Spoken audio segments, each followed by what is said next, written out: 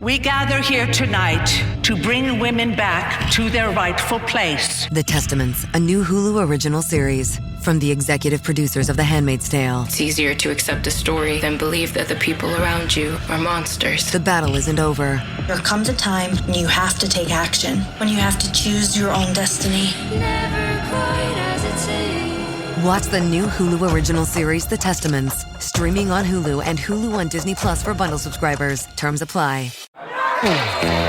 This summer, soccer is here, and so are the watch parties. And Uber Eats has your game day essentials covered with 30% off orders from Aldi, Kroger, and Dollar General. Everything you need to keep your crowd happy, delivered straight to your door. Chips, dips, fresh ingredients, and more. Order in so you can lock in for the games. 30% off your grocery order, only on Uber Eats for a limited time. This episode is brought to you by San Pellegrino Ciao. A gift from Italy to your home. San Pellegrino Ciao is a flavored sparkling water made with real fruit juice, finished with a pinch of Sicilian salt for a perfectly balanced taste. So which flavor will you choose? Peach, lime, blood orange, cherry, or maybe the all-new limoncello? Crafted in Italy with 0 grams of added sugar. San Pellegrino Ciao. Buy it now. Get business done with the new American Express Graphite Business Cash Unlimited card. With unlimited 2% cash back on all eligible purchases, unlimited 5% cash back on flights and prepaid hotels booked through American Express Travel Online, and a flexible spending capacity that can grow with your business, you'll have the confidence to keep building. Apply today and earn a welcome offer of $1,500 cash back after you spend $50,000 in qualifying purchases on your new card within the first 6 months of card membership. Terms apply. Learn more at go.amex/graphite. Today's story, Look Over There, written by Paul Catalanotto, touches on a strange personal fear of mine. That somehow paintings, the things most of us have hanging on the walls of our home, can be cursed or harbingers of evil. I remember back when I was a kid, my favorite episode of Night Gallery featured a young Roddy McDowell haunted by a cursed painting, where a ghost rose from the grave and changed positions on the canvas, closer and closer, until it was literally at his doorstep. To this day, I think it's one of the best short horror episodes I've ever seen. With that in mind, I think you're going to love this story, and I'm thrilled to narrate it for you. So sit back, turn down the lights, pull up the covers, turn up the volume, and pay close attention as I narrate Look Over There, written by Paul Catalanotto. I'm Will, and you're listening to Midnight Horror Stories.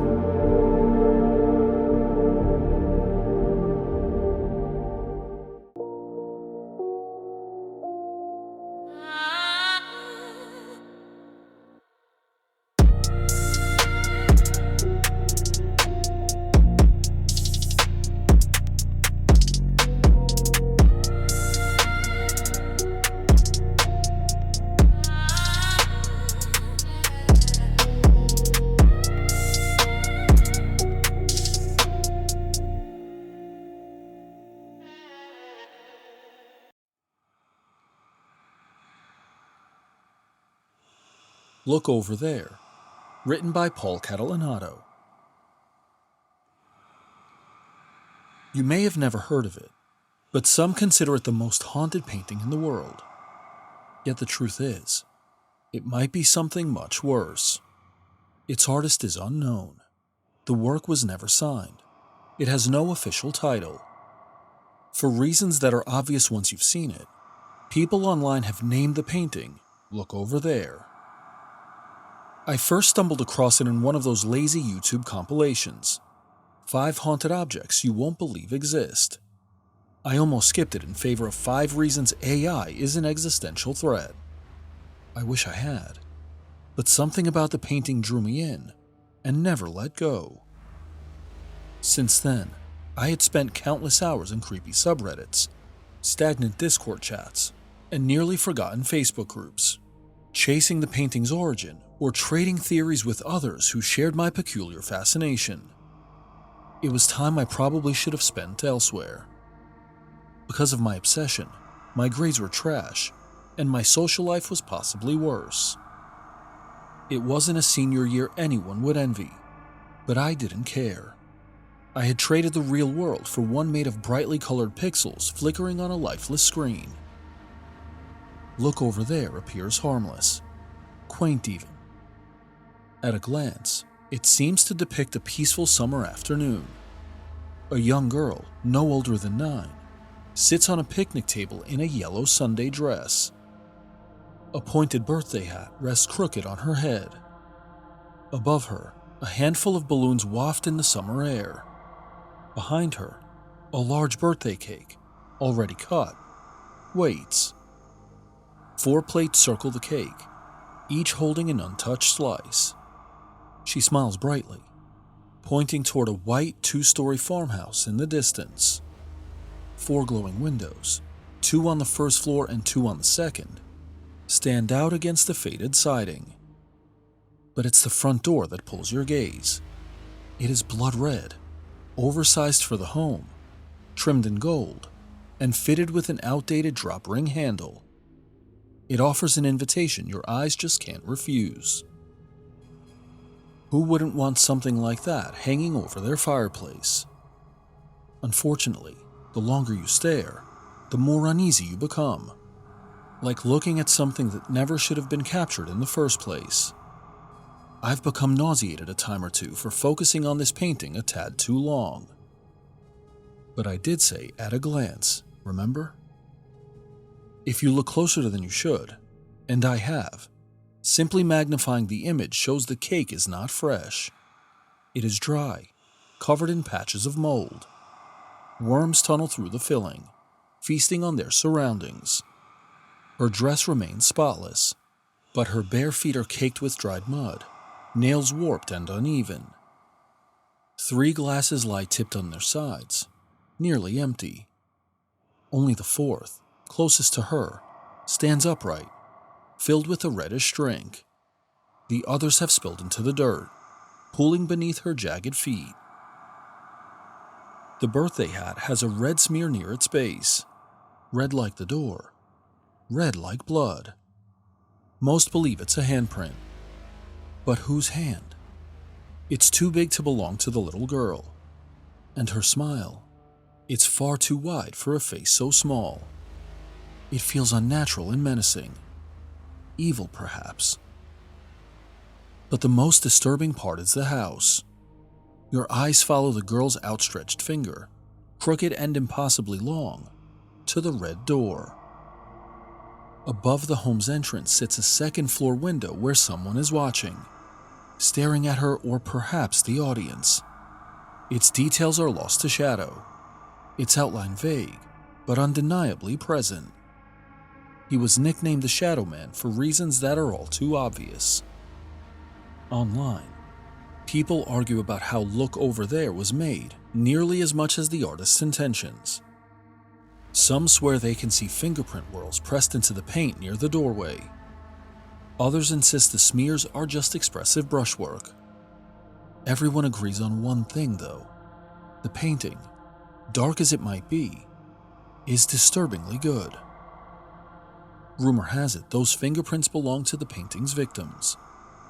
One Redditor claimed to have run one of the prints. They belong to the last known owner of the painting, Melissa Banks. It's an odd detail that feels both impossibly and strangely plausible. From what I've pieced together, the painting first surfaced in 2008 in an eBay listing titled "Haunted Painting for Sale. Buy at your own risk." The price, $1. The seller claimed to have bought it at a yard sale. The previous owner had died young, apparently of natural causes, but left a note taped to the back. "I know what's behind the door." That was all it said. No explanation, no warning. Why couldn't he just tell the rest of us? Would have saved me a whole lot of trouble. It sold quickly, but within a month it was listed again. The seller added, "It's all true. Some mornings, pools of juice appear beneath the frame. I have no children, but I hear a little girl laughing when I'm alone. The shadowy figure sometimes changes rooms. There are nights I swear I see him at the foot of my bed, looking at me. I'll cover shipping. Just take it. Since then, Look Over There changed hands many times. Some owners died mysteriously. Others vanished. Like Melissa. She was a collector of haunted objects with a modestly popular YouTube channel, Missy's Creepies. On March 5, 2010, she posted an Instagram photo smiling with the painting. 3 days later, she went home after work and disappeared without a trace. She had issues with an unnamed stalker, and the police investigated, but nothing ever came of it. Those of us familiar with the painting have a different theory. Look Over There collected her instead. No one knows where the painting is now. Maybe it sits in a police locker collecting dust, or maybe someone finally destroyed it. Regardless, it has been 5 years since anyone has seen the actual painting with their own eyes. That's probably for the best, but fortunately, we have the digital copies to keep our fascination alive. Most admirers of the painting obsess over what could be behind that red door. Some believe it is her dead family, the ones absent from the scene. Most believe it is a doorway to hell. A few hope it might be a door into the painting itself. No one will ever know. After all, you cannot enter a painting. At least not until recently. I learned about the 3D Painter app from a timely pop-up ad in my Instafeed. It was not very expensive, but it offered something priceless. Explore and interact with your favorite paintings. This was my chance. I could finally learn what was behind the door, or at least what the AI thought was behind it. That was good enough for me.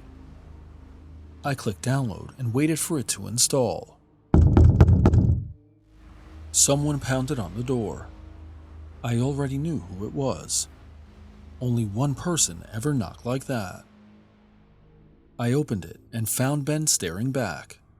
His eyes were wide and hopeful, expecting me to take him to the store so he could buy a new game. Sure, I promised him, and I was even excited to play a little co-op. But this was more important. "I'll take you tomorrow," I said before closing the door. I caught a glimpse of his deflated face just as the latch clicked. "But Greg, you promised," he whined through the door. I felt a twinge of guilt, but not enough to change my mind. "I'm telling Mom," he shouted as he stormed away. I chuckled. We both knew that threat never worked. I plopped back into my chair. Success. The program had downloaded. I took a high-resolution JPEG of the painting and dropped it into the program. The status bar popped up, and... Damn it. I opened the door to my room and found Ben again. He was on the phone with Mom. "Mom wants to talk to you," he said smugly. I snatched the phone and replied before she could say anything. "I have a homework thing due in the morning. I'll bring him tomorrow. Promise." She said, "Okay," and went back to work. I dropped the phone back into Ben's hands. He looked pitiful. Guilt washed over me, cold as ice. I almost gave in. Almost.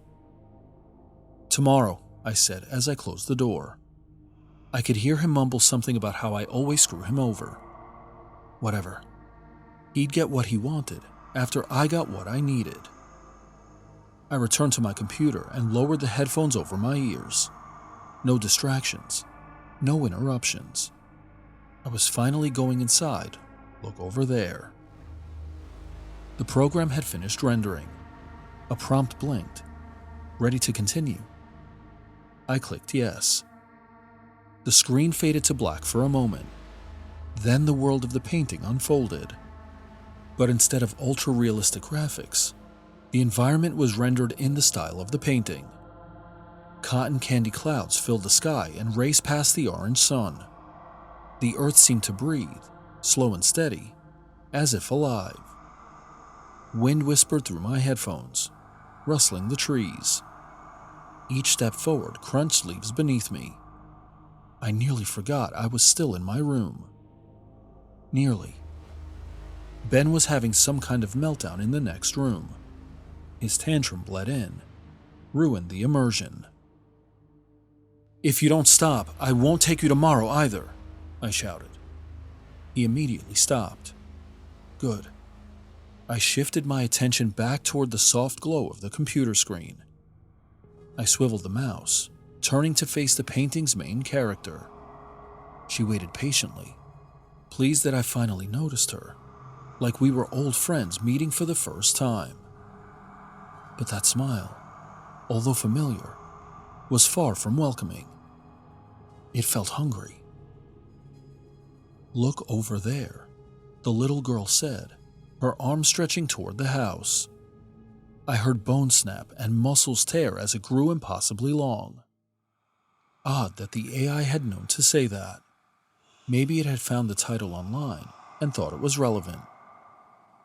I continued past her and toward the house and its red door.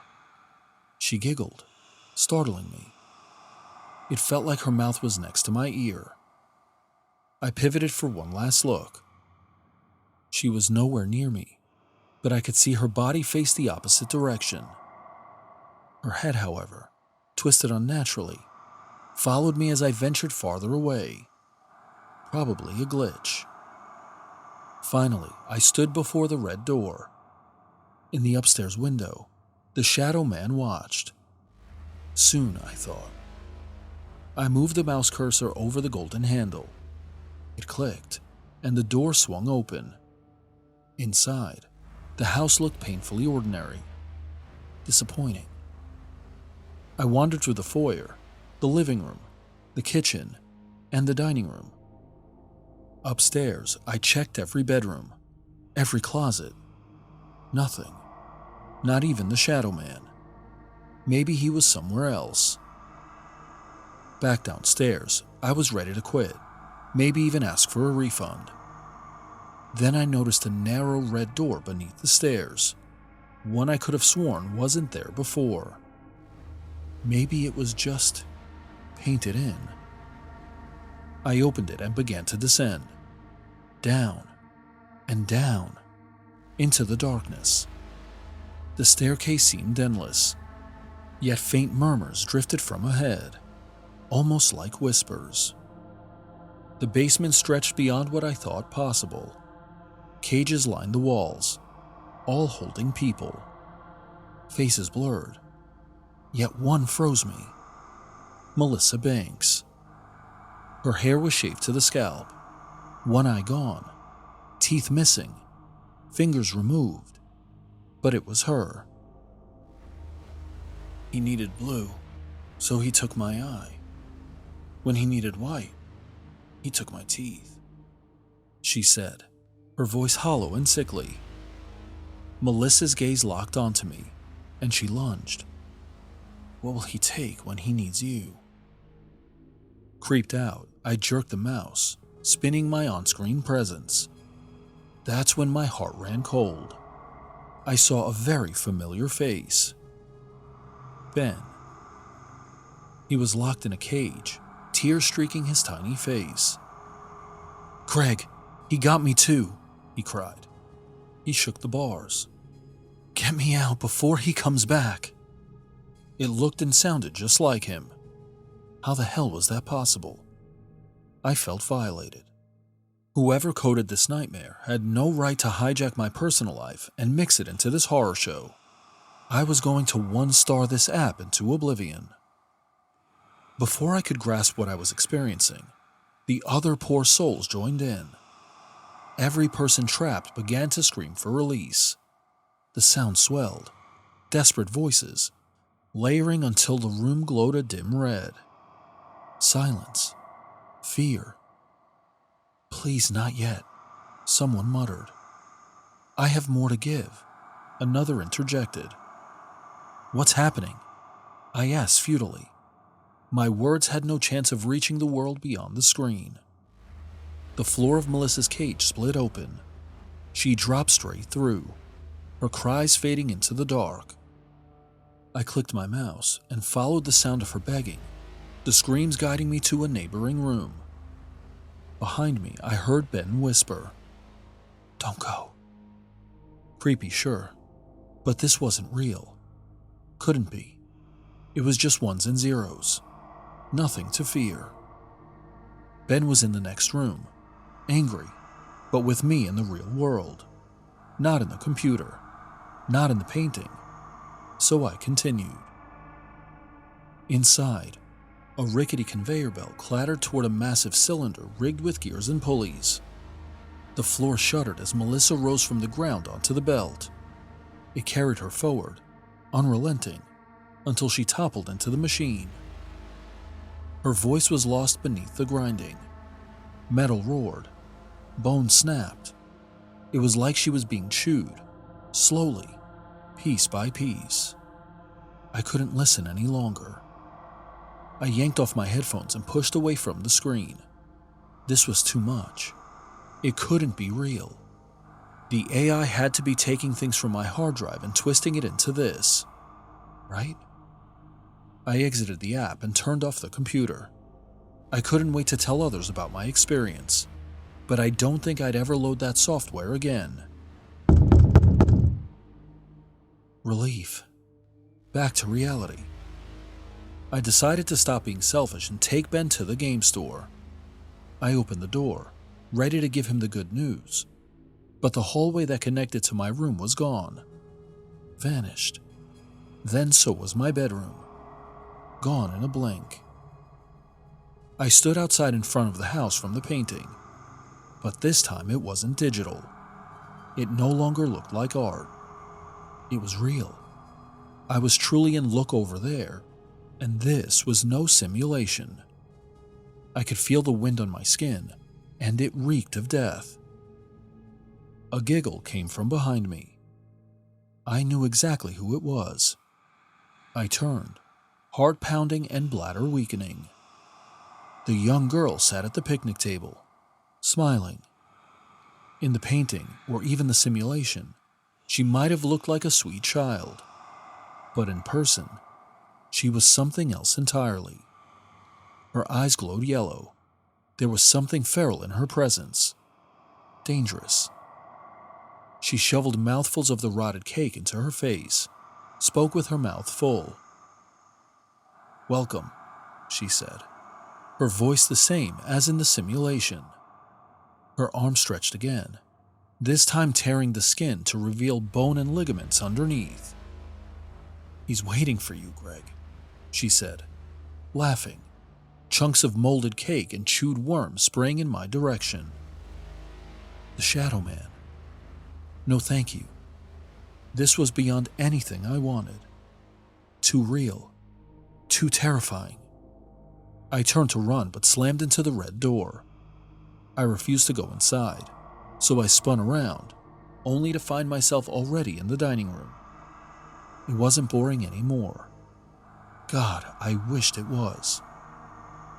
On the dining room table sat several buckets filled with parts of people, everything from heads to toes.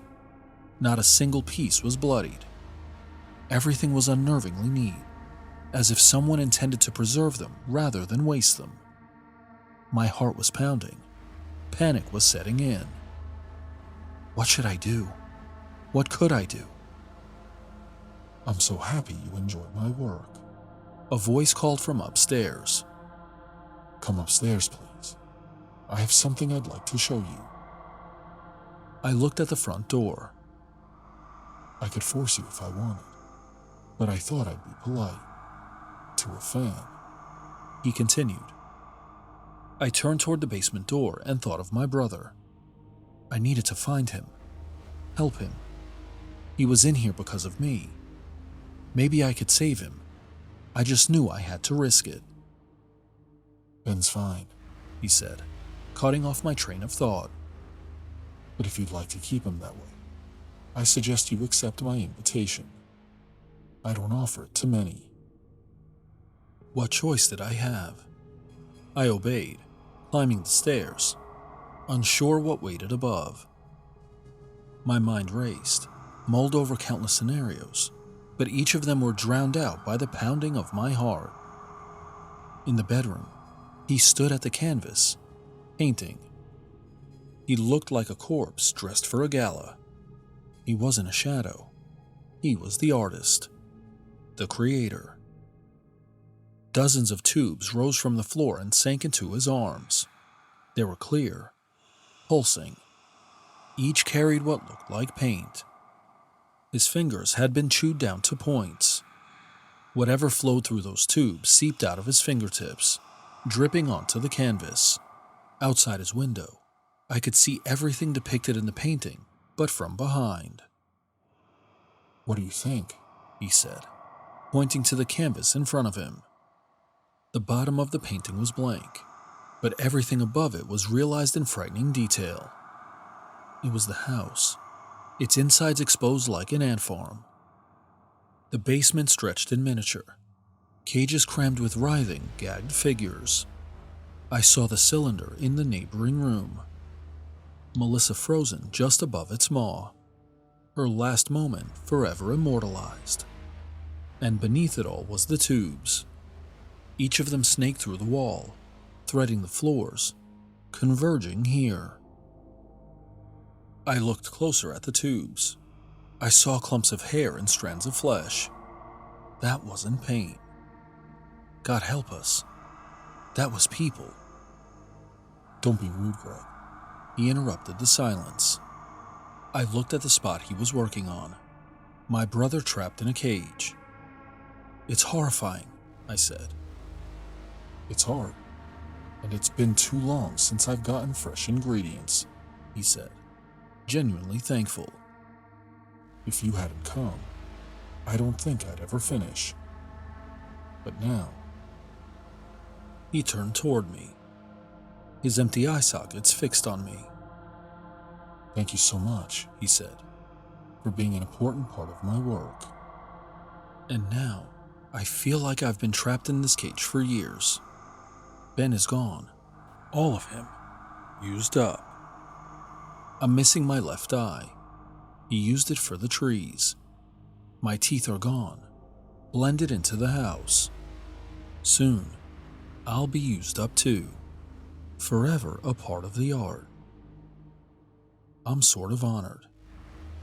The room glows red. I wait, almost hoping it's my turn. But then I notice someone, watching, interacting through the same software I used. To them, it's only an app. I beg for release, but the floor splits open beneath me. I plunge into darkness.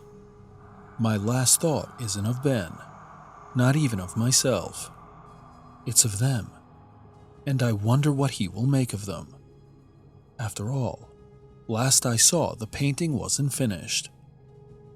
I doubt it ever will be.